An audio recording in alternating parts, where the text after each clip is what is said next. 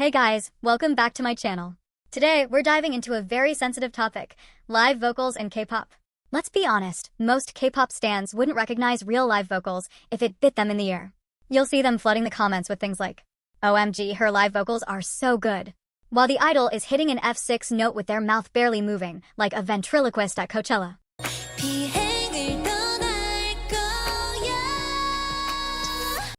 I mean, Oney girl, I love you, but how hard can it be to sing live while sitting down?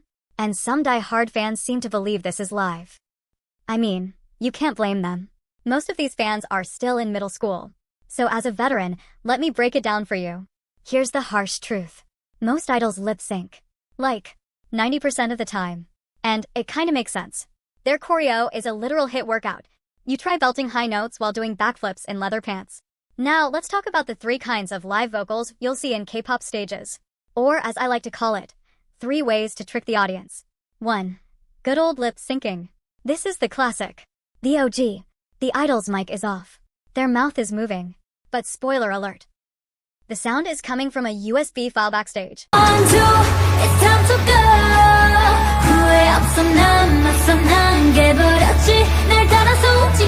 I'm not even pretending anymore. Sometimes, they'll even go the extra mile and pre-record a whole new set of vocals, just to make sure it doesn't sound exactly like they hit play on Spotify. This is especially common on music shows. They'll record what sounds like a slightly breathier, live-ish version in the studio, throw in a few fake mic pops and random inhales, and boom. Instant illusion. And guess what? Most of the naive fans eat it up like, OMG, you can hear her breath, it's so raw and real. Girl, that's the sound engineer adding fake gasps in post. You'll also catch this trick in full display at Sintown concerts, aespa, NCT, all of them. They're out there hitting high-ass notes while somersaulting across the stage like it's the Olympics. And somehow, the vocals stay perfectly stable. Not a single wobble, not even a puff of air. Amazing, right? Almost like it's pre-recorded. Which is kind of a shame, honestly, because these idols can sing. Some of them are actual vocal powerhouses. But instead of flexing that live, we get Olympic gymnastics over a studio track. Now let's move on to the second type, live singing, with a backing track. This one is basically the industry standard at this point. Most idols, and I mean most, rely on this technique. And honestly, it's kind of admirable. You can't expect someone to do a full cardio routine in stilettos, drop into a split, and then casually belt a high note like it's karaoke night. They're performers, not superhumans. So what they do is, they use a pre-recorded vocal track playing in the background, usually the full studio vocals, sometimes a toned-down version, and then they sing on top of it with their live mic. It gives just enough of a live texture to fool the average ear, while the backing track covers up any missed notes, breathiness, or shaky parts. It's kind of like having vocal training wheels. They're doing it, technically, but with a safety net. Some fans will be like, OMG, I can hear her real voice. Yes, babe, you can. But it's being carried by the ghost of the studio version. Now, let's take a look at some idols who use this technique admirably, meaning they're actually singing live while the backing track plays, and not just letting the audio do all the heavy lifting. Blackpink.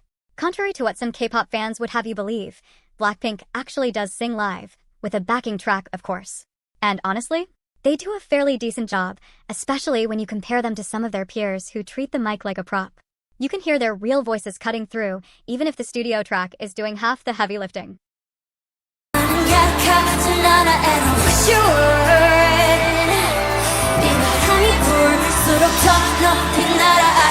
Babymonster. With Babymonster, you can actually clearly tell the difference between the backing track and their real vocals. Their live voices sound a bit less polished and strong compared to the studio version, which, ironically, makes it more believable. At least they're actually singing, not miming for their lives.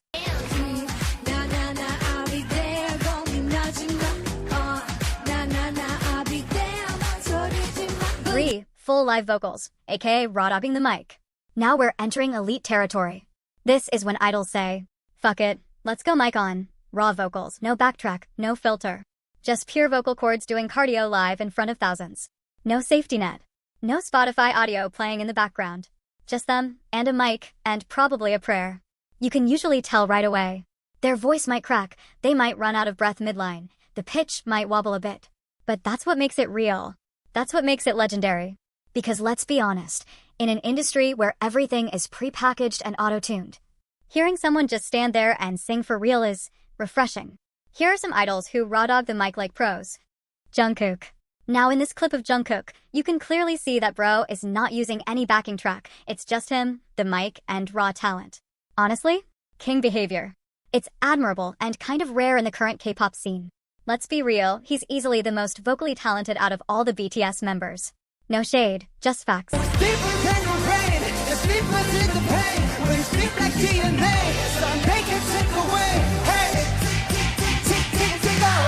Rosé. Rosé has had her fair share of vocal blunders in the past, sure, but these days, she's evolved into a genuinely impressive live vocalist. Her tone, her control, and most importantly, the raw emotion she pours into every performance, it's beautiful. Don't leave me in pieces, already having enough trouble breathing. Please, won't you stay a little longer, babe? Oh. Now that we're covered everything, y'all know how to recognize real live vocals from lip syncing and Backtrack. Subscribe me for more fun videos. Hehehe.